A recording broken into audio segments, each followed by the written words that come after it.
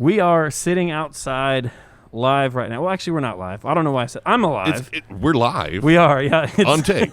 On tape. Barely alive. Yeah. It is Zach, the Brew Hub guy, hanging out with. Mama calls me Kevin. And we're excited that our interview today, our Beer With interview, the timing for this is pretty crazy. It's the end of 2020, which has been a crazy year. And one of the things that we'll be talking about, of course, I'm sure, on today's episode, is a major change coming in the Knoxville beer community, and that is a change happening with Elkmont, which we'll get into in a few moments. But we are hanging out right now with Chris Meadows, head brewer at Elkmont, and has been since day one. Yes, sir. And so, Chris, thanks so much for hanging out with us and for being here on the show today. Thanks for having me.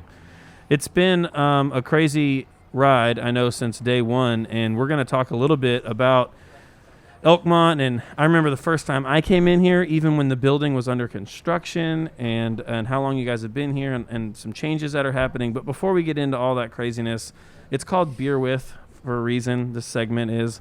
So I think we should kick it off with a little bit of beer first. I'm down. I was just thinking about a beer, actually. So right here in front of me, I've got this can, this beautiful tall boy, 16 ounce of the Legion of Haze, which I know has been one of your flagship beers. Yes. Tell us a little bit more about it. So the Legion of Haze is a beer that was basically designed to kind of stress out the mash filter. That's part of our brew house technology. Mm-hmm. It allows us to operate with grains that a lot of people have trouble with, like unmalted wheats and a lot of oats.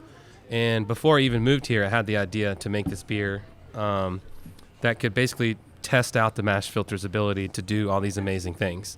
When we first opened, it was called the Multigrain IPA. It didn't have the name Legion. Yeah, I remember that. Yeah, right. And we decided on the name when we decided to can and to put some money into these labels, and we needed a good name for it. And so Legion of Haze is kind of an homage to the different types of grains that are in there. There's oats, rye, wheat, barley, and corn in it, and it also has a lot of different hops in it too. So it's kind of the Legion represents the ingredients, but it's kind of somewhat taken on its own name now that we have a legion of fans that love this. This is actually Lippman Brothers' #1 selling draft beer, believe it or not, in cool. East Tennessee. Yeah. Heck yeah. Yeah, and I can't not say I can't not say Legion of Haze. Hey, yeah. Legion. Hey. Yeah. The Legion of Haze. I feel like it takes me back to like Mortal Kombat days when we're like, finish him, and that's all I hear is Takes me back to the Super Friends. Yeah. There you go. Yeah. Yeah. Well, let's drink it. Cheers, guys. Absolutely. Cheers. Chink, chink, in our plastic cups that we have out here. Sorry, we don't have real glass anymore. It's okay. We'll be all right.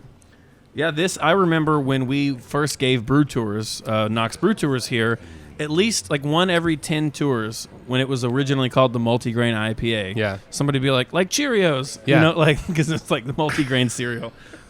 So I think Legion of Haze was a great change. It's definitely a better name for it. Yeah. It's nice and it's got all the hop characteristics to it. And to me, I get a little bit of fruitiness, but the bitterness is perfect, and it's very chuggable, and I love the color as well. So well Me done. too. As Thank always. you.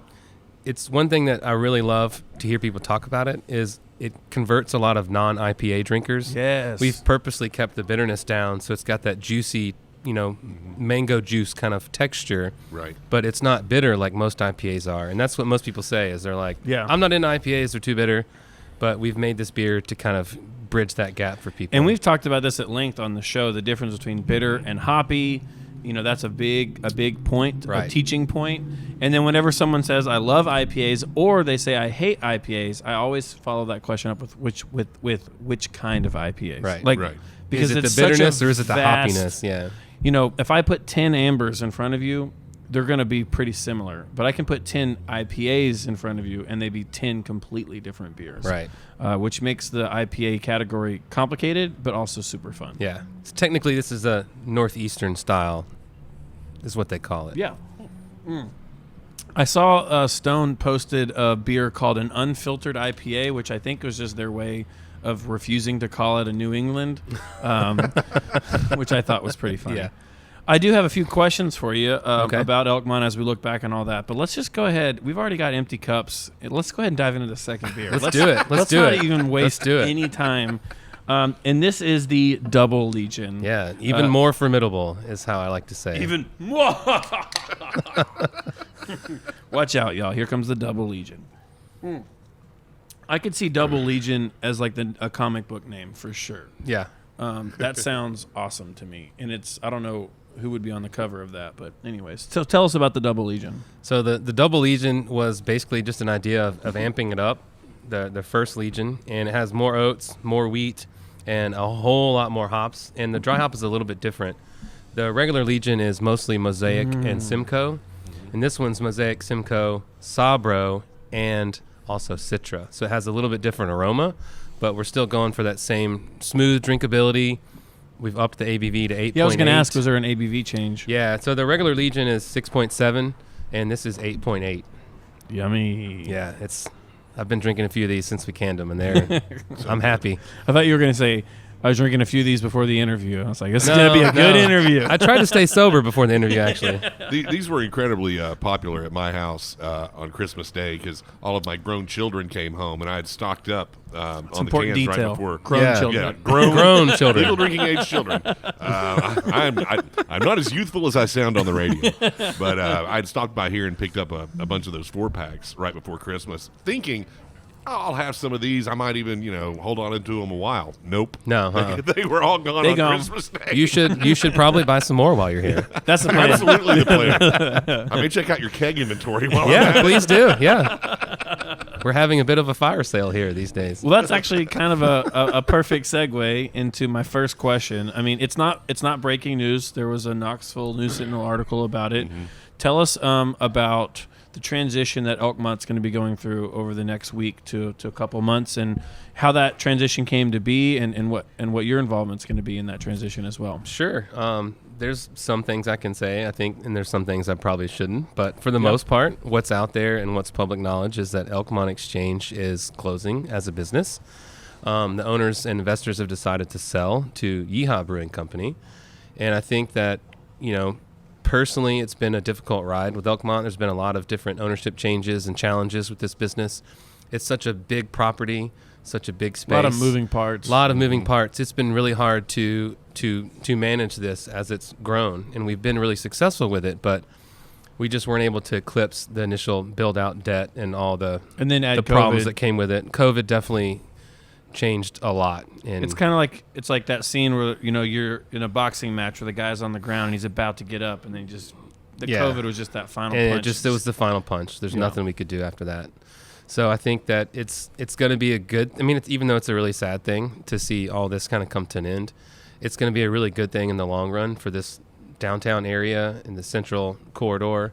There will be beer here again in a few months. But essentially, Elkmont's going to close on New Year's Eve at 2 p.m., and we will not reopen as Elkmont Exchange. Yeehaw takes over on January 1, and they'll do some remodeling, and we'll open back up whenever they're ready. Now, of course, I completely understand the delicacy of the change and certain questions, so please don't hesitate to say if you can't answer. But will you be involved with Yeehaw moving forward, or is that undetermined? Or? Yes, I've accepted a position to be the brewmaster at this location for Yeehaw. That's really exciting. Yeah, so I'm very excited about that. And correct me if I'm mistaken, but since the day that Elkmont opened until today, you have been the only employee that has been here the entire time. I am the last one of the original crew. The original staff. Yep. I'm the lone survivor. It's lonely at the top.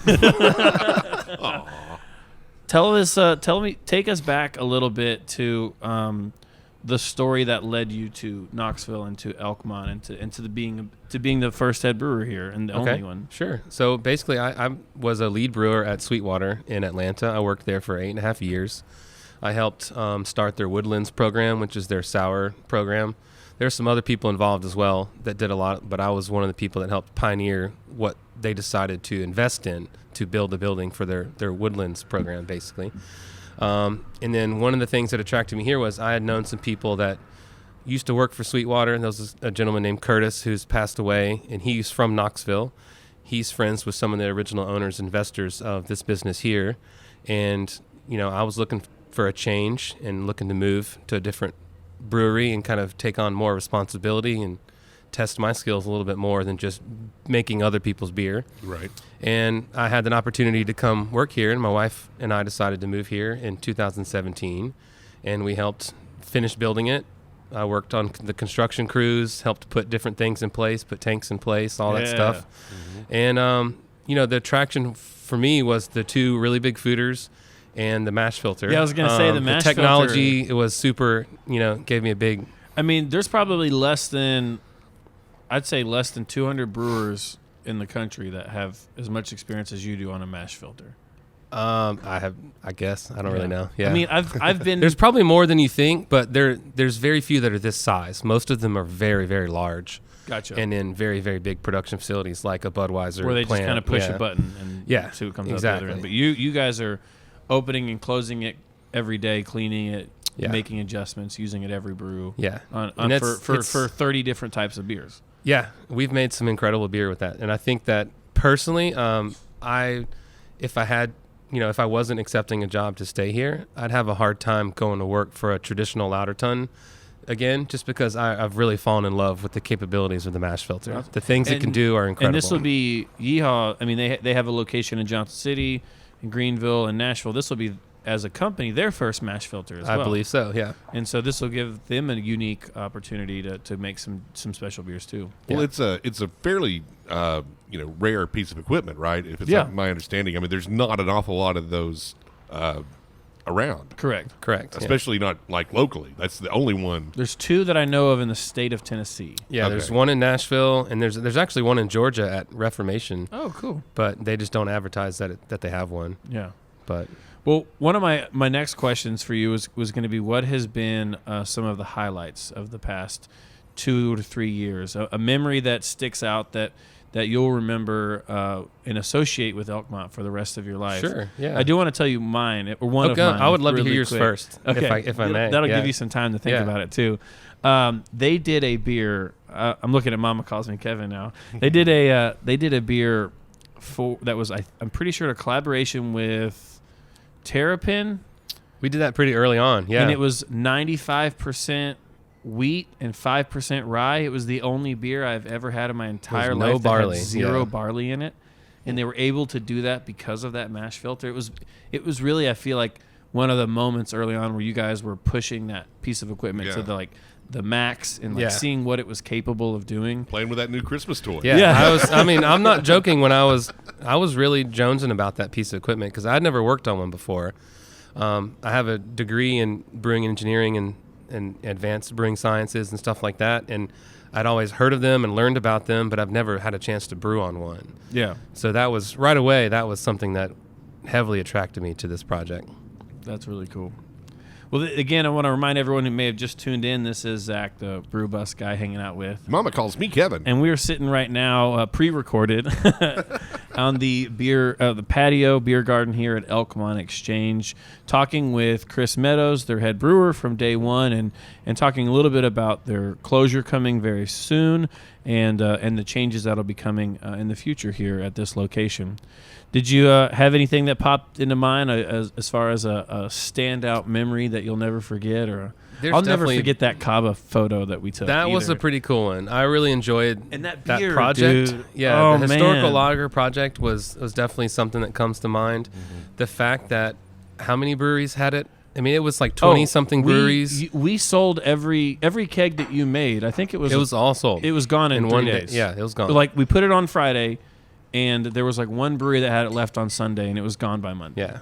The fact that 20-something breweries all released a beer I made simultaneously was pretty freaking cool. Yeah. And for me, I loved, and this is, no one else will care about this but me, but I loved that beer, all the money that was raised for that beer funded Knoxville Craft Beer Week. Mm-hmm. That's right. And I'd forgotten about that. We had this, 2019's Craft Beer Week was awesome with the Pinewood Derby and the Giving Back Day, and like, that was a great week, and I loved that it was fully self-funded by a collaboration beer that all of our breweries did here at Elkmont. Mm-hmm. That was I just got goosebumps thinking about it. Got a kick that was a fun one. I had a fun time going around to all the different breweries during that week and going on social media, quality control testing to make sure that the beer at every location met the high standards. So was there any that were disappointing at any of your visits? Not a one. Fantastic. Good. That makes me feel good as someone who oversaw the production of all of that. Yeah. That was great. So if you ever need a quality control guy. Okay. Speaking of quality control. You guys are crushing these segues. Really, really important. Yeah. All right. Next up, we've got your brown ale. This is the Recluse. Which is always a crowd favorite on the brew tours as well. Yeah. I always used to. It was an unofficial tagline, but I always used to say that this beer tastes like how flannel feels. It definitely gives you a nice warm hug feeling. This was the sitting by the fire, smoking a cigar, and eating a pork sandwich beer. That's what this was for me. Pork sandwich sounds great. Yeah. So let's hear about it, though, in your words, which I'm sure are a little more eloquent. The Recluse is, this is not the original brown that we brewed when we first opened. There was an original guy, Alex, who was the brewmaster here, and we did his brown for a few times. He left after a couple months of being open, around about a year or so, and then I changed the recipe a little bit.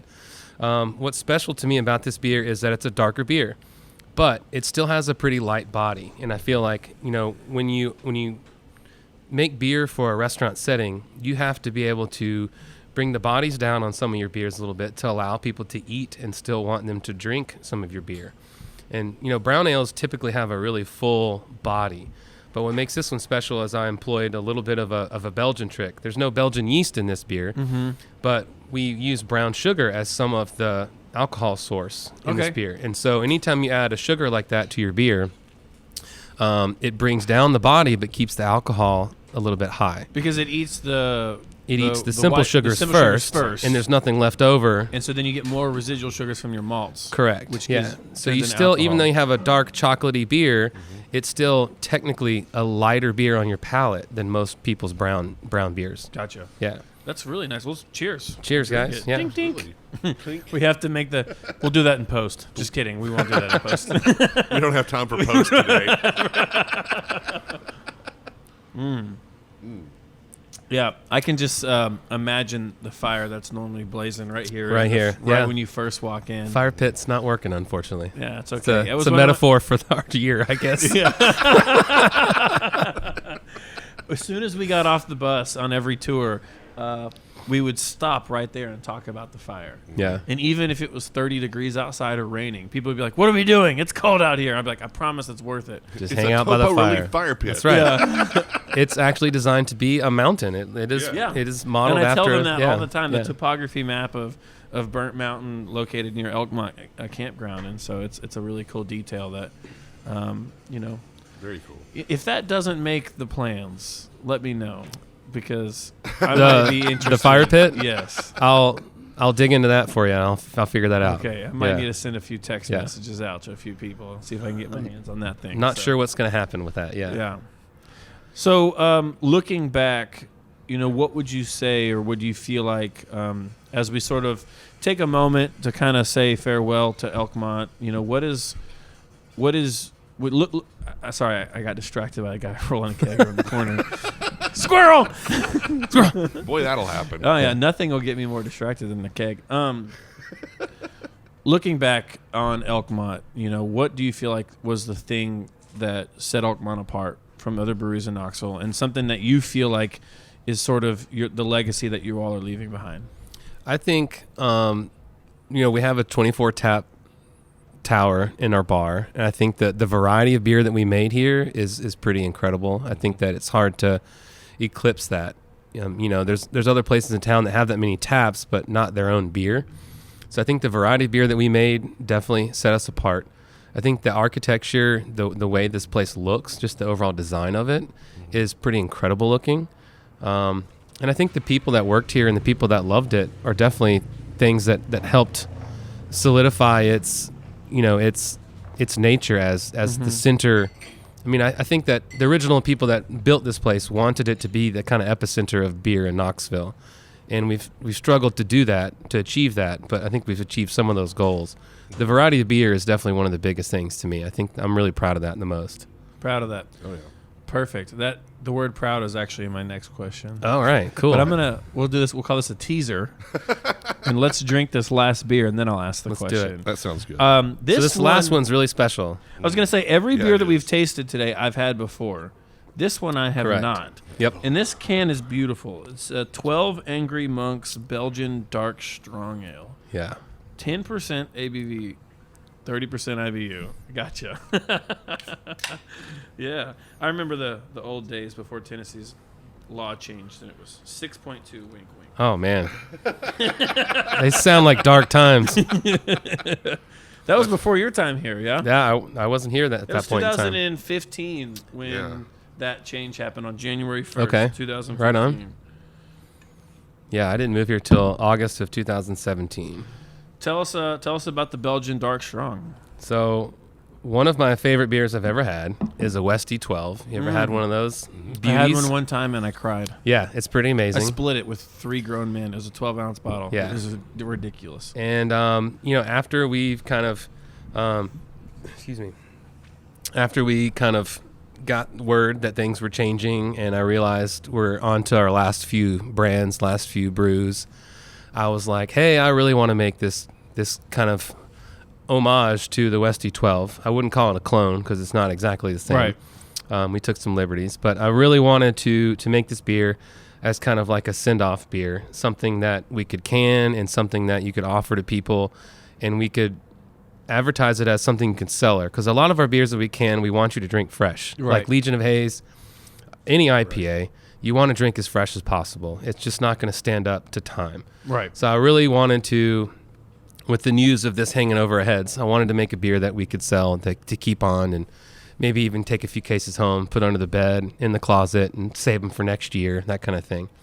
The guest bedroom. The guest bedroom, which, our guest bedroom now is turning into another nursery. We're having another baby. Congratulations. Yeah. Hey, I'll drink to that. So, cheers. Cheers. Amy, you didn't know that? Yeah. I guess it's official. Yay. I didn't ask my wife if I could share that. Sorry, honey. You heard it first on Knocks on Tap, Breaking WTK news. Radio. We can edit that out. Got it. Another Baby But we Meadows won't. coming soon. Yeah. Congrats, man. Thank you. So I'll have to find somewhere else to store this beer at my house. But anyways, back to the story. I really wanted that to be a focus of our last couple beers, was to make some more timeless beers, something that people could kind of cellar and really enjoy, in a conversation beer, so to speak. What makes this style really important to me is the darkness you see in this glass. There are no dark malts in this beer. Oh. What makes a Belgian Dark Strong like Westie 12 so amazing is that the caramelization of sugars, how long you boil everything, is where you get the color from. Fascinating. And so we Because boiled normally, it. like 99% of the time, the color of your beer is the color of your malts. Correct. And this is that 1%. Yeah, so this is a darker beer with no dark malts in it. And that the caramelization you get, the toffee caramel kind Are of you doing flavors. that in the boil kettle? Or Yeah, okay. in the boil. You basically boil it for a long time I was to going to say caramelize it's the sugars. more of a length of time than it is more of a temperature thing. Correct, yeah.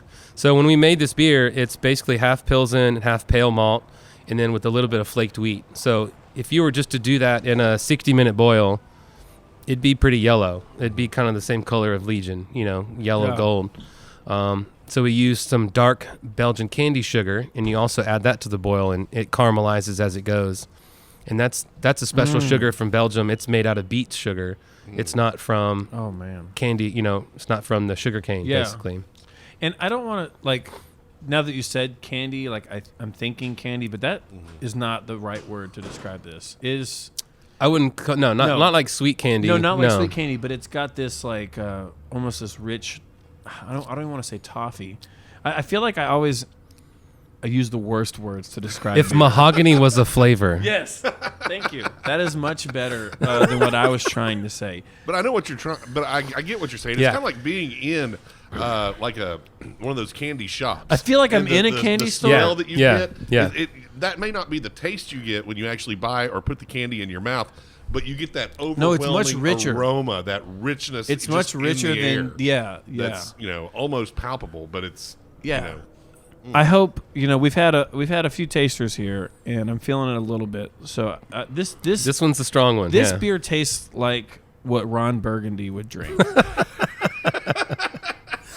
You know, Scotch. It has notes of rich mahogany. He's the reason the monks are This beer has many leather-bound books. Yes. And yes, those are weird compliments, Chris. But that's I'm trying to tell you this beer is awesome. I'm not offended. Leather-bound books. good. Yeah, I'm in. Yeah.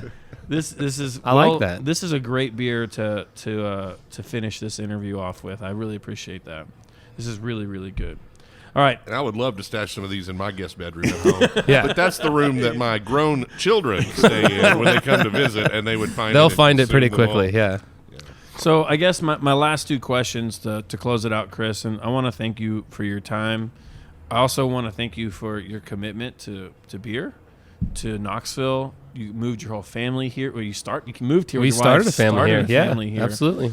You've been a great friend to me and to Knox Brew Tours and everything that we've done. And I know that you've done everything that you can to make the best beer possible, and you've done a great job at that. And Well, thank you. You've made Knoxville a better place to live with that commitment that you've made to this space. So I want to thank you for that before I ask you. Well, these thank you final very questions. much. I appreciate that. Yeah. I take tremendous pride in being a part of this beer community.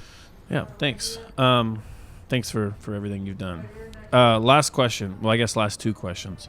What beer from day one to today All right. would you consider to be your the one you're the most proud of?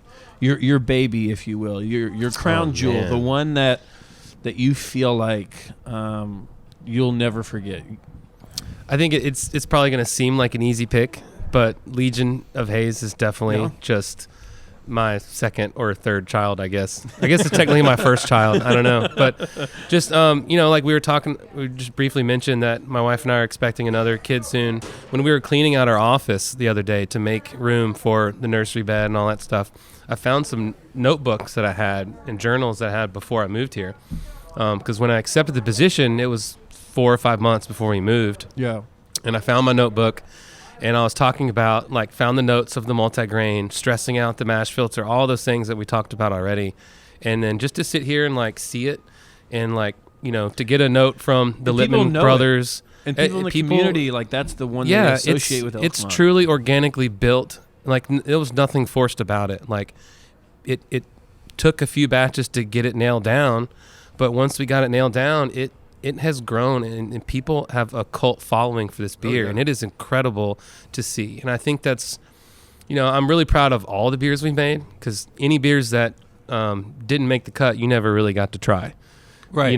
But for the most part, how this one's organically changed, just grown, and has a following is something I'm just tremendously blown away by. And just, I think that's one of the best things. Second one that comes to mind is probably the coffee lager. Coffee lager? Yeah, because it's so simple, but it's the same thing. People get very angry when it's not on draft. Well, it's because there's nothing else like it. It's incredible. The Elkmont beer that stuck out to me the most when I look back on the past 2.5 years or so is the Old Gold. Okay, yeah. But I'm just kind of basic. That's in my top 5 for sure. That was my crushable, my chuggable, my standard, my go-to, and definitely one of my favorites for sure. Awesome. I think that's a solid one. Do you have for a sure. favorite Elkmont beer?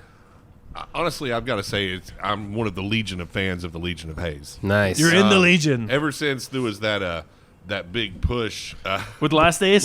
Yeah, we lost to them, but that's okay. That's okay. It was so close. Yeah, and it was they such deserve a it. fun and spirited battle royale. Yeah, that was just so much fun because you could see you guys going at it, but at the same time you could also see and feel that mutual respect. Yeah, and it gave me a great reason to try a little of this one, try a little of that one. Yeah. Try a little more of this one. Maybe I need one more. All right. I need one more of these. The best part of that was watching Mike and Johnny troll each other. Go at it. Yeah. Literally last week, somebody posted a picture of Johnny on Facebook with a little thought bubble, and it said, "Don't tell anyone I voted for part of my garden."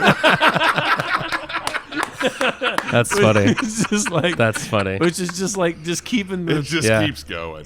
That honestly was like a feud in the. I'm putting air quotes. You can't see me. Yeah. It was the best kind of feud. I think that's Exactly. what it's about. Yes. The spirit of competition Yes. is really beautiful. It was like a field day tug of war between IPAs. Yes, and it was like there was no winner because they both it was everyone won. Right. Knoxville won that. Yeah. Right. It was Exactly. about We all won. yeah. I'm a firm believer. It sounds cheesy, but I'm a firm believer that there's no competition to each other. Yes, It's just agreed. we all need to work together, especially with this current state of things with COVID. Like we all need to lift each other up and try and be better for each other, and not just to be better to beat other people, but Yeah. to be better for each other. We've only been open 2.5 months now at the hub, and we get a lot of visitors who go downtown Knoxville, and they go somewhere and they tell them to come to me, and then we send them out into the community, and it's been really fun to see them say, they're like, we've been to a lot of cities, who drink a lot of beer, but we've never seen a brewing community that is so connected, and they see it. Yeah. And they've only been in town for a day. It's tangible. It's Yeah. real. They've Yeah. only been in town for a day, and they walk into a brewery, and then they're like, oh, that's the brewer from blank, and then they're like, where should I go next? I'm like, oh, you should go here, and then it's like, and it's pretty cool. It's really something special. And I think in my experience too, like I've noticed, I'm in the brewing community nationally on forums and things like that, and there's definitely some cities that are near to us that have some issues with that, where they view their neighbors down the road as true competition and don't like each other. And I just think that's really inhuman, and I don't think that's very good for the spirit of any kind of craft. And it's not really fitting with our community either. Exactly. Yeah. There's, beer is a subjective thing. There are definitely some qualifications to make good beer, but Right. what you like and what other people like is incredibly subjective, and it's hard to actually say I've got the best or you've got the best. Yeah. It's just there's all these other things involved, like atmosphere. Well, we've You said know. this 1,000 times on the radio Let's say show. 1001. Yeah, people need to stop saying the best and start saying Yeah. my favorite. I think so too. Yeah. Because one of them is telling you what to think, and Right. one of them is telling you what I think. Right. And we've also talked about how beer is personal, and let's keep it that way. Yeah. Every single beer I've ever poured on every tour, and 2,000 tours, is someone's favorite beer, Right. and someone's least favorite beer. Yeah. And that's okay. And that's okay. Yeah. Yeah. Like, that is okay. Yep. Because that's how it should be. Food is personal, beer is personal. Anyways, No, I agree, man. Soapbox is now under the guest bedroom. And then Yeah. in the guest bedroom.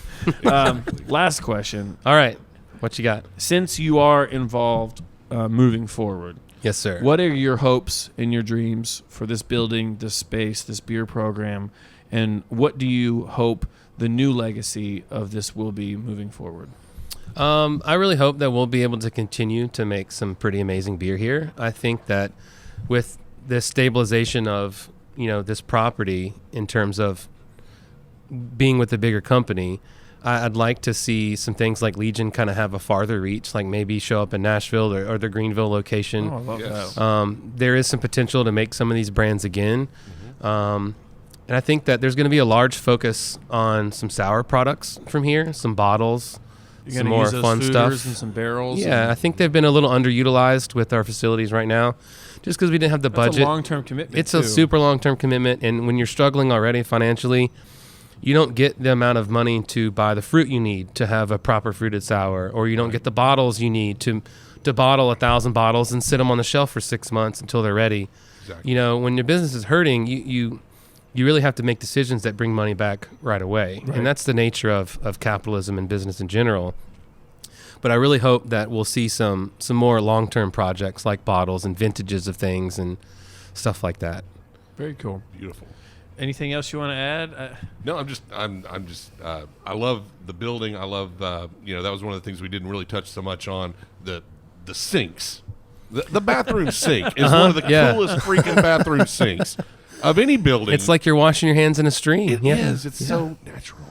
But these As long as you don't nuanced pee in it. things. No, please don't. Please don't pee in the That would be sink. bad. Yeah. Just poor etiquette all around. But no, I mean, I hope that a lot of that same feel, and I think that hopefully will transition well, to the next episode. I certainly hope so, because I think the place is just so wonderfully well appointed, and it's just a pleasure. Yeah, I to hope so come too. To have such great beer in such a great, warm, and inviting space. And speaking of next episode, tune in the future, as we will be featuring an individual from Yeehaw to talk a little bit about Exactly. that transition as well. Chris, this has been a wonderful interview. I'm really thankful for your time and really appreciative that you shared some beer with us and a little bit of more of the Elkmont story. I know, as weird as this sounds, but every time I drink an Elkmont beer, I can taste your passion and your commitment to Knoxville and to this community. And I guess as a final farewell from Knox on Tap to Elkmont Exchange, we hope nothing but the best for you and your future, and we wish you success, and want to thank you for your time today. Thank you guys very much. I really am appreciative of being, having the opportunity to be here. So thank you. Well, all right. I guess this is it. Raise a glass to Elkmont Exchange. To Elkmont Exchange. Elkmont Exchange. Cheers. Cheers, y'all. There's some in this one. You can't cheers with an empty cup, There Zach. we go. Let's try that again. Cheers to Elkmont. Y'all. All right. Cheers. Tink, tink. Chink, chink.